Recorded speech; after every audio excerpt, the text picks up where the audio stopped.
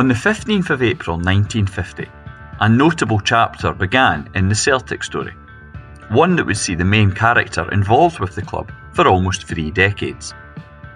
Sean Fallon is a significant figure in the Bhoys' history, serving as captain and later assistant manager to Jock Stein, including when the Celts reached the pinnacle of Europe in 1967. This is the tale of Celtic's Iron Man, Sean Fallon. Fallon was born in County Sligo on the 31st of July 1922. From early in his life, he had an interesting Celtic link. Joe McMenemy, the son of Celtic legend Jimmy McMenemy, once saved Fallon's sister from drowning.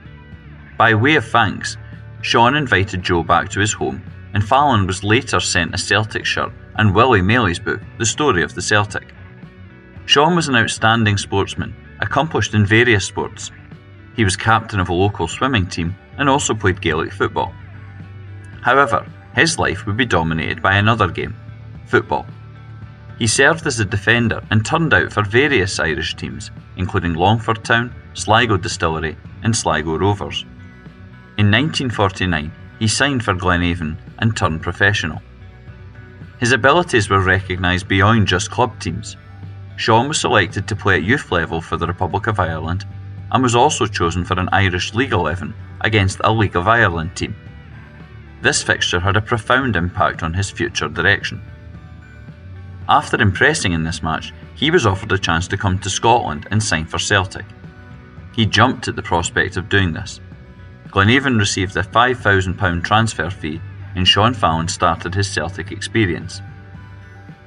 He made his debut on the 15th of April 1950. This was in an away game against Clyde in a match that ended 2-2.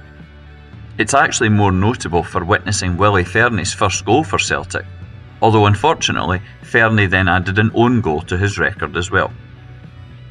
This day was also a reminder of the huge crowds that were evident at Scottish games in the past. 25,000 people were at Shawfield to watch Celtic's game. However, that same day, 134,000 fans went to Hampden to watch Scotland playing England.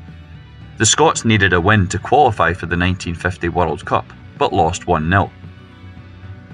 Fallon played once more in that 1949-50 season, although it would be September of 1950 before he first appeared at Celtic Park, in a 3-2 win versus Rangers.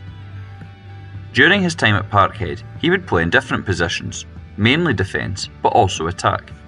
Within a year of his debut, he had cause to celebrate as Celtic clinched the 1951 Scottish Cup, beating Motherwell 1-0 to bring the trophy back to Celtic Park. Although the 1950s were not Celtic's most successful decade, Fallon won all 3 of Scotland's major trophies: the League in 1954, the Scottish Cup in 1951 and 1954, and the League Cup in 1956 and 1957, the latter being the famous 7-1 victory over Rangers. Fallon was also part of other Celtic victories, including the St Mungo Cup in 1951, when he scored 2 goals, as well as winning the Glasgow Cup and Charity Cup. However, as a player, the 1954 Scottish Cup final was surely his greatest moment. His second half strike proved to be the winning goal as the Celts beat Aberdeen 2-1. In doing this, he joined a small list of players that have scored winning cup final goals whilst wearing the hoops. As well as being a first-team regular, Sean was widely respected within the club. In 1952, he became Celtic's captain, doing this until the following year, when the position passed to a man with whom he would become very closely associated, Jock Stein. As well as Celtic's green and white, Fallon also pulled on the green shirt of the Republic of Ireland on various occasions, including captaining this team too. As his Celtic career progressed, Sean was often affected by injury, including breaking bones on different occasions. One time, before substitutes were allowed, he came back on for Celtic, despite his arm being in a sling, which helped give him his Iron Man nickname. By 1958, it was clear that Fallon could no longer continue playing, but this was far from the end of his time at Celtic. Instead, he was appointed as a coach, working under Celtic's then manager Jimmy McGrory, but a bigger role awaited him under a different Celtic boss. In 1965, McGrory was removed as manager and Jock Stein was appointed to the top job. In doing so, he renewed his acquaintance with Sean Fallon, who was asked to become assistant manager. He would hold this position for most of Stein's time at the club. In doing this job, Fallon was at the heart of all Celtic's achievement of the era, including reaching 2 European Cup finals, winning 9 in a row league titles, and also multiple cup wins. But arguably his most significant contribution came in the 1975-76 season. In the summer of 1975, Jock Stein was in a near-fatal car crash, which kept him out of the dugout for the entire season whilst he recovered. As such, Fallon became the acting manager. It was a difficult year as the Bhoys failed to win anything. When Stein returned, there was only a small amount of time left for Fallon as his assistant. In the 76-77 season, Sean was removed as assistant manager and instead appointed to lead Celtic's scouting network.